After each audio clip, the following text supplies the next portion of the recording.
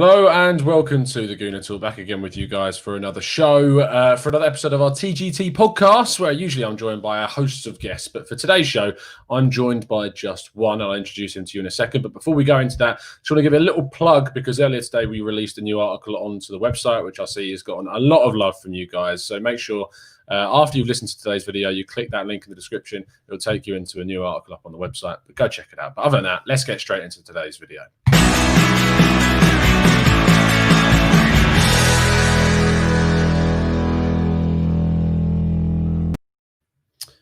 Wayne, how are you doing, mate? We're back there. Whatever happened, it just clicked off and back on again, but we're good. Yeah, That's not fine. too bad, Tom. Well, you're here now, and that's what matters. I was saying to a couple of the boys there, I've got you on, and I said that effectively the best way to have Wayne on a podcast is to have just Wayne on a podcast, because if Wayne's on with anyone else, no one else gets a chance to speak. So it's a great chance to have you on just by yourself, fella. Lovely stuff. Fair play, Tom. Fair play for sticking with the big dog. It's been a busy year, but look, we're back, and we're back to the scene of the crime. We'll go again, and we'll try and finish this season on some sort of a decent note, if you get me. Yeah. I mean, it's going to attempt to end on a decent note. So let's tempt fate. Say that Arsenal manage to pick up the trophy. How much does that save an 8th place finish in the Premier League? Well, it just helps with the European football. No matter what level, really, is still European football. You still will always attract maybe a slightly higher caliber player. So I suppose it is important for us to get some sort of European football. Plus the fact that if you do build a nice squad for next year and you actually have a good, strong team, you have a chance of winning it and therefore getting into the Champions League on the back of that as well. So it's vital we do get in to give ourselves every opportunity to get Champions League football the following season, if you get me. So it's the beginning of the Arteta era. So we need to have every advantage possible to give that guy as much ammunition to get us to back to the top as possible, as quickly as possible. The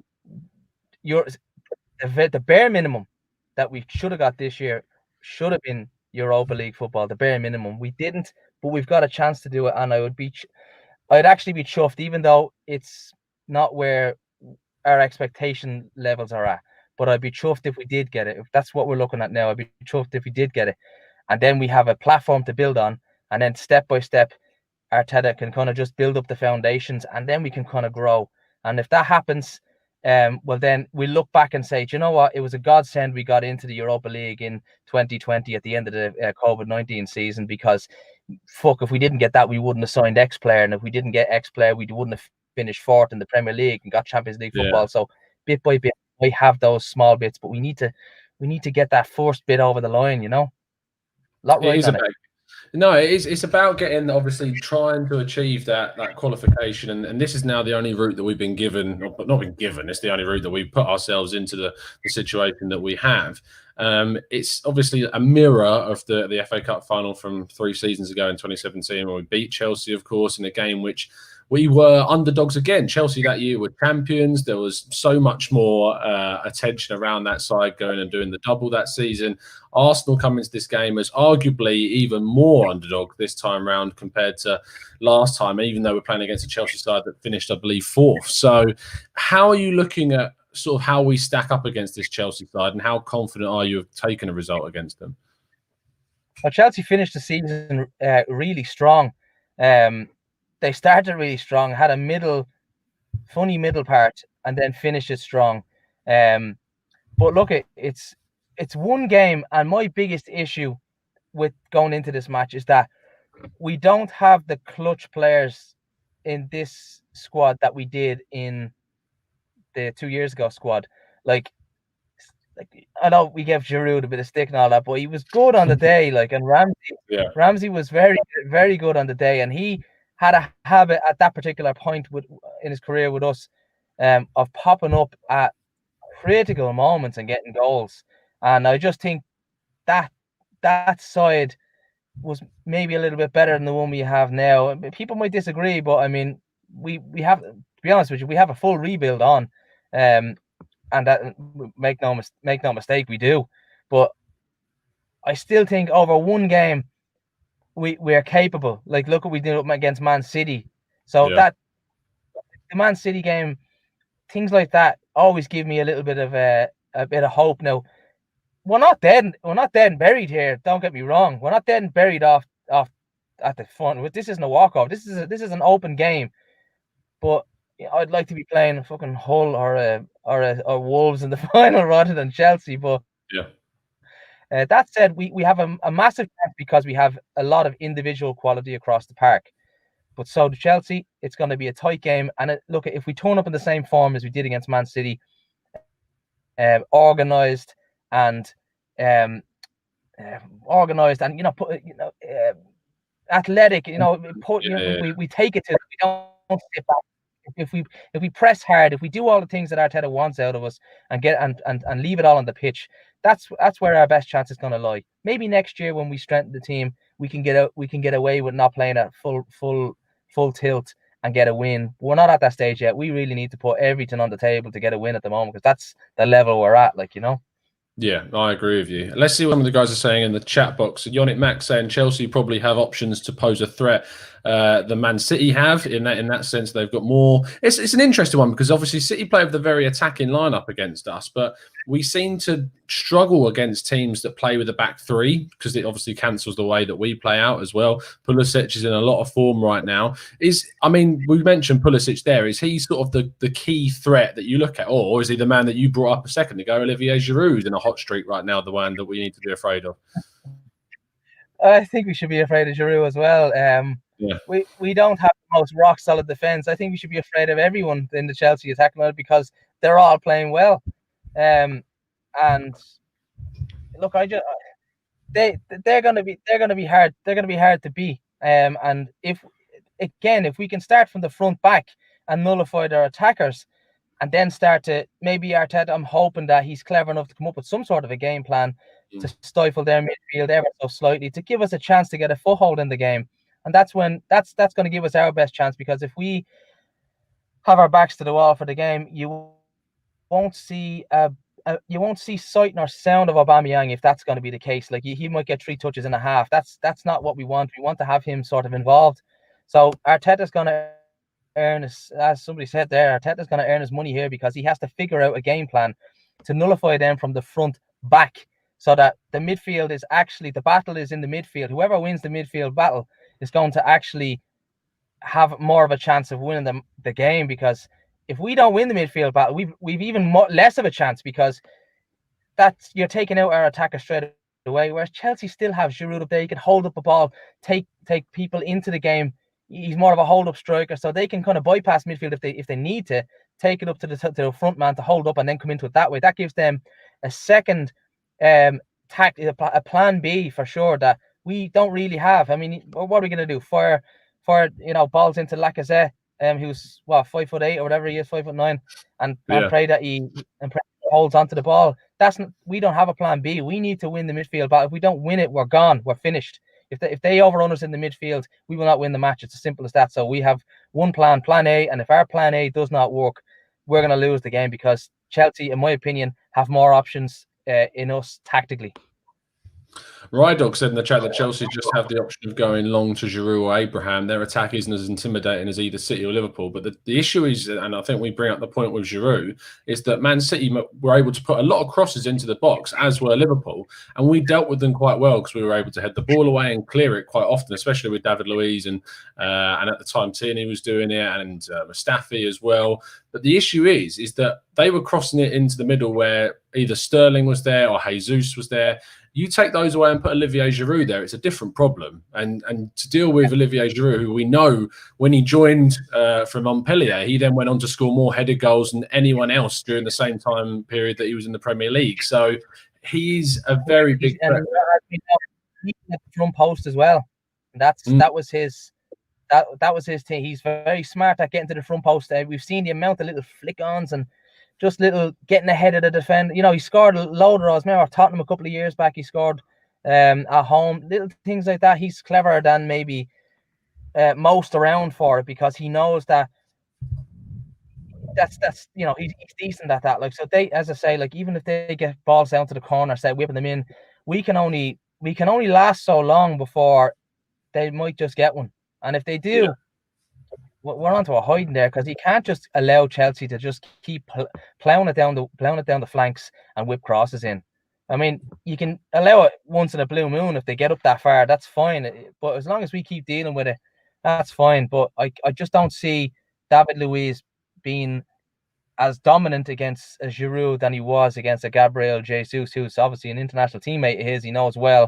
I just don't see him being as dominant. And you could, again, it's dangerous territory for penalties, and he's a fucking liability for penalties.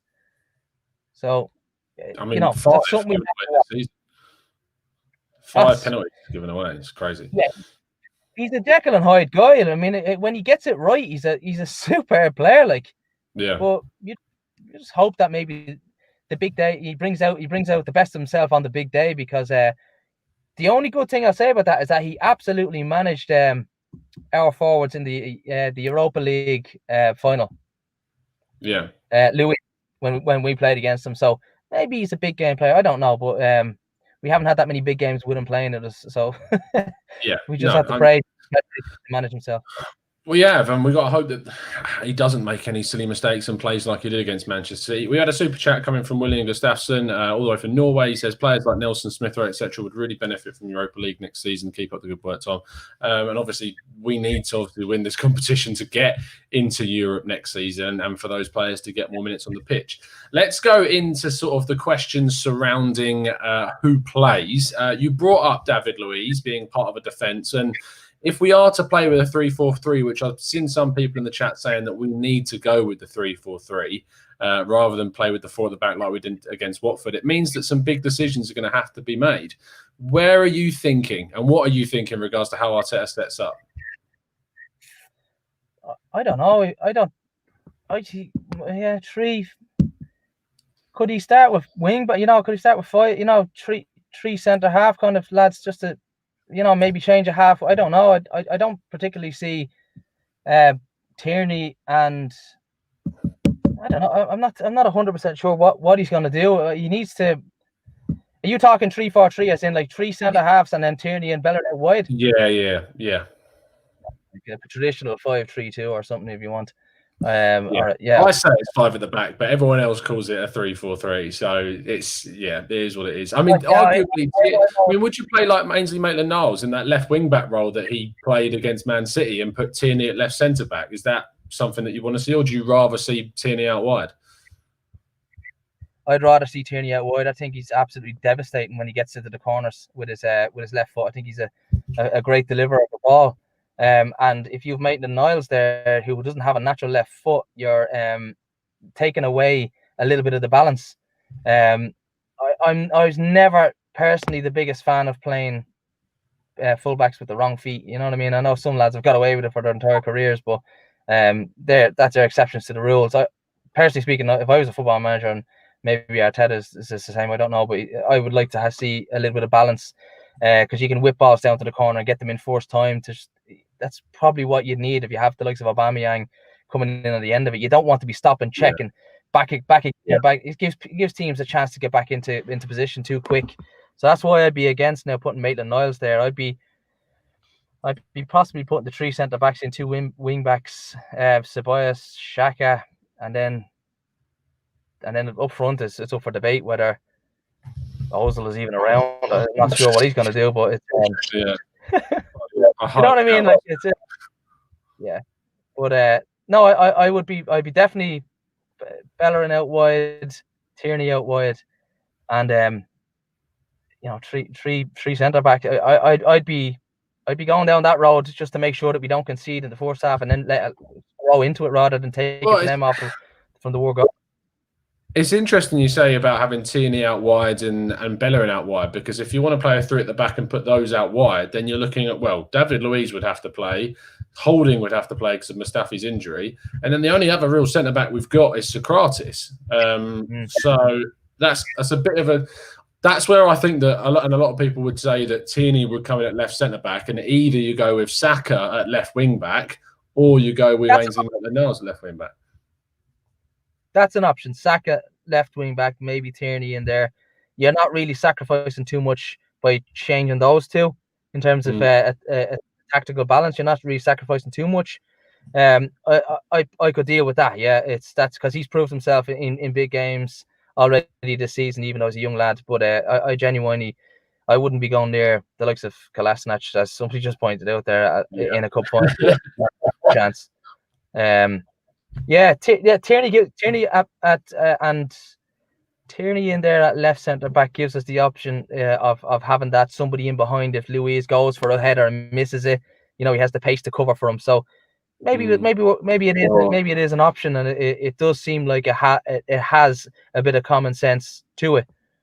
You can see where if Tierney is there to just kind of give a dig out for David Luiz when he makes his lovely decisions that he sometimes makes. That could help having us there. Saka out left. No, I could deal with that. Yeah, I think that's not a bad balanced squad to go to war with. It all depends on what we have in the middle of the park then, and going forward. Well, let's talk about the middle of the park, because it's been a while since you've been on, so I haven't really been able to get your thoughts on the Arteta sort of midfield that we've gone with, when we're usually playing with a two, and it's been Xhaka and Ceballos for the most part. Xhaka, of course, divides opinion of so many people. A lot of people are very, very set on sort of him as we need to move on from Xhaka, we need to upgrade from him. But for me, he's been arguably one of our most important players this season. And then you got Ceballos, who was on fire when he arrived against Burnley, then kind of was sort of dampened down by Unai Emery's tactics during the latter part of his career at the club. Arteta came in. He couldn't get into the side at the start because he was coming back from injury. But ever since he's come back after Project Restart and his goal against Sheffield United, he's been unbelievably good for us so far. So what have you made as this sort of midfield pairing of the Spaniard and the Swiss midfielder? I think it's nicely balanced for... Xhaka had a long spell there where he was liking to get forward a little bit too much, a little bit more than the fans were liking to get forward. He liked to have a little pop shot, but I think Ceballos has for whatever reason, he seems to be covering an awful lot of ground since he's came back. I mean, absolutely, like he's just gone into another gear mentally. I don't know what he's getting his foot in everywhere. His past success rate is much cleaner now, and his decision making is an awful lot cleaner. He just, it almost seems to me that the little break helped him just to readjust. Maybe he was getting a little bit too, maybe a bit bullied through the center of the maybe in the position that he was playing under Emery. He was maybe getting a bit bullied, maybe shoved off the ball. It didn't seem to me as if he was strong enough. He was a bit too flimsy on the ball. That just seems to have vanished. I just think that at the moment he looks very secure on the ball, and is a player that if the ball comes to his feet, he has almost like that Fabregas pirouette. You just drop a shot and he can create that little bit of space for himself, and that changes things when you have that pressure release valve. Like Haleb was magic at it. He could just drop a shoulder with his back to their goal, and all of a sudden he's on the front foot looking where he should be looking as an attacker.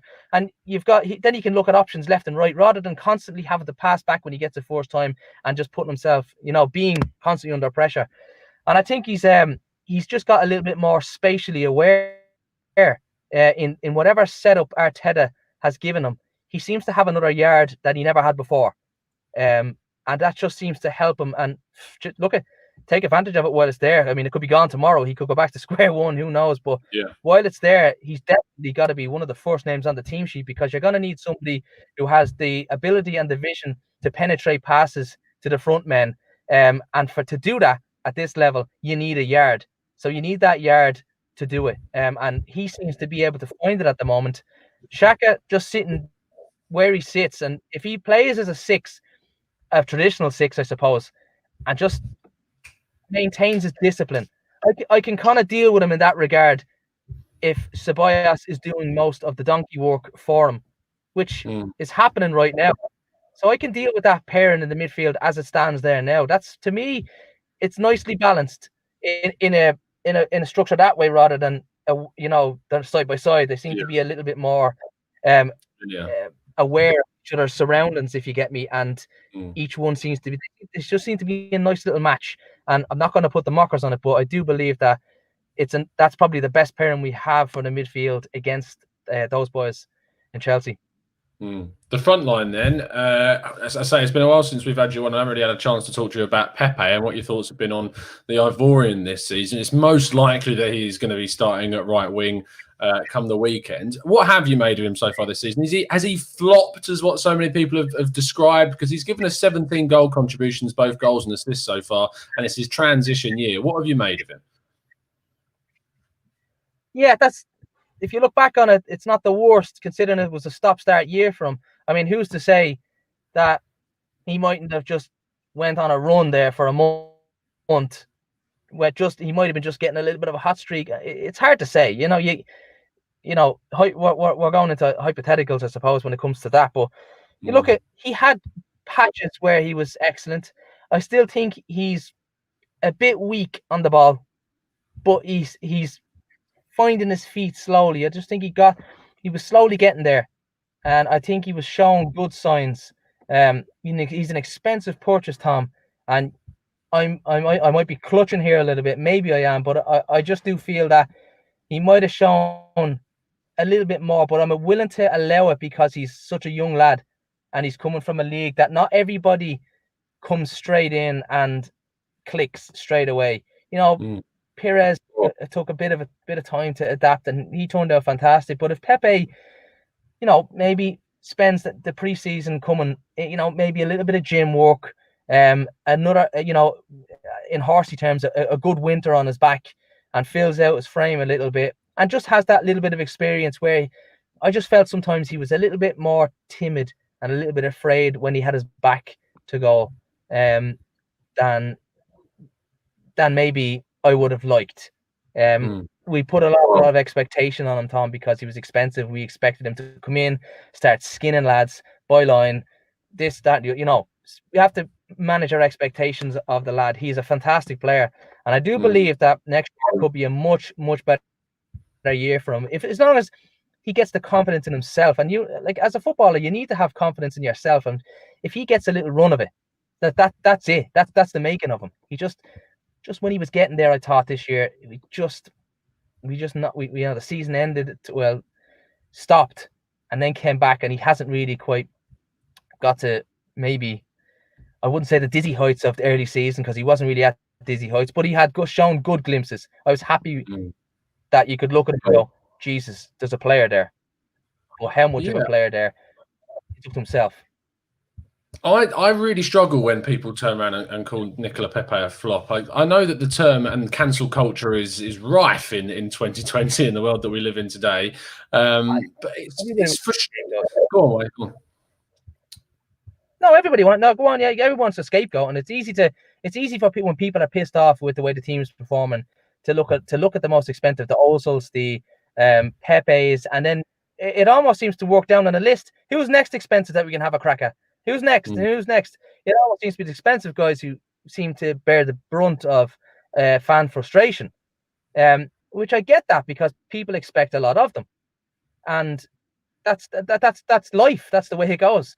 But I saw enough from Pepe as a football fan and somebody who likes to see a football brain at work and see how a player thinks. And sometimes you can see with Pepe that he's got a little brain there. He knows the game. He just needs to be a little bit more confident in his physical ability on a football, rather than what he can do with a football. Just, it's the Premier League. You're going to have to toughen up ever so slightly. Take a few knocks from behind, be a little bit smarter. And I've seen players with the same approach, with the same problems as him in year 1, 2 in their Premier League, and they've come out of it the other side and been good players. Look at Mo Salah, very timid when he arrived at Chelsea, young lad, and ended up being a bit of a journeyman until he got back to Liverpool. But I wouldn't say he's that much bigger physically than Nicolas Pepe, but it's just the fact that he's physically, he's balanced nicely. He's well able for the Premier League, and he's confident physically to take on the big boys at Burnley's and all these, Ben Mees and these guys. That's kind of where Pepe lacks a little bit mentally for me. But if he gets that into his game, I think there's no stopping him. I think he's got every talent that a forward player needs. Great feet, super feet, and a lovely eye for pass, lovely balance. He's got it all. Just needs to believe in himself a little bit more. I think that one of the issues is obviously because he costs £72 million, and in the chat box someone pointed out, I said it's not Pepe's fault that Arsenal paid £72 million for him, and it's not. The thing is, it's also that fee was done in sort of stagnated payments, and for me, when you look at how much we paid this year, which is around £25 million, one of the big reasons why financially we've been hit this season is because we've got to pay out another £20 million this summer for Pepe, and it'll follow on that same sort of vein in the following summers. But for 17 goal contributions for £25 million for a season is not too bad in today's climate. If you go into next season and he improves and he develops and he gets more than that, I think you're starting to see a very, very decent return from the money that you have laid out on someone like that. That's just my personal view. And I know that he has struggled in certain areas, especially but the thing is, for me, I think he's growing. I think he's improving, because you look at the way he now checks back and he plays people in behind. His crossing's got a lot better. He doesn't always take on players when he doesn't need to. He's really learning from what Arteta wants him to do. And if you give him time under the person that transformed Raheem Sterling and Sane into really good wingers at Manchester City, you could see the same effect happen to this young Ivorian kid. Now, the last sort of thing I wanted to touch on was, of course, that this is the first FA Cup final to be played behind closed doors, which is going to be really strange to obviously not have the crowd there. But there's a weird thing that sort of happened to Arsenal, in that a lot of people have said that without the crowd there, Arsenal have started to perform better, because mentally, we know that the mental side of the team is quite weak, and the crowd can often get on their back very quickly at the Emirates. Do you think that not having a crowd there is actually going to suit Arsenal more than it would Chelsea? It suits us against City, so I'll take that. Yeah. Maybe there is something to it. Maybe it's just a game of football. Maybe it's just 22 guys on the pitch playing a game of football. Who knows? But maybe if we lost against City, maybe I'd say, obviously we wouldn't be having this talk here, but if we lost against City, I'd say, Jesus, not having a crowd there is a big disadvantage. But it's not. It seems to be the opposite. I'm happy to be going in on the back of the fact that, we've performed well with no crowd there at all, and we finished the season, relatively well, given the circumstances. So, yeah, I'm quite happy to, it's not going to bother me, and I don't think it'll bother the players. And I think it's just 22 guys on a pitch that are just going to be playing for a trophy, and that's it. No crowd there. It's going to be different. We'll hear the crowd, through the TV and whatever else, but players won't hear jack shit. So they're just going to be on the pitch, and I think it suited them against City maybe to just have that little bit of, just maybe a bit of relaxation with nobody on their back, and they play better with it. So fine, leave it as is. Yeah. Can I then get a prediction from you for the FA Cup final, just to round off today's show? To be honest with you, I think this will go to extra time. I think Arteta is going to make a stand here tactically, and if the defense holds out, okay, maybe I reckon it could be a 1-1 draw and go to extra time. I don't think it's going to go. No.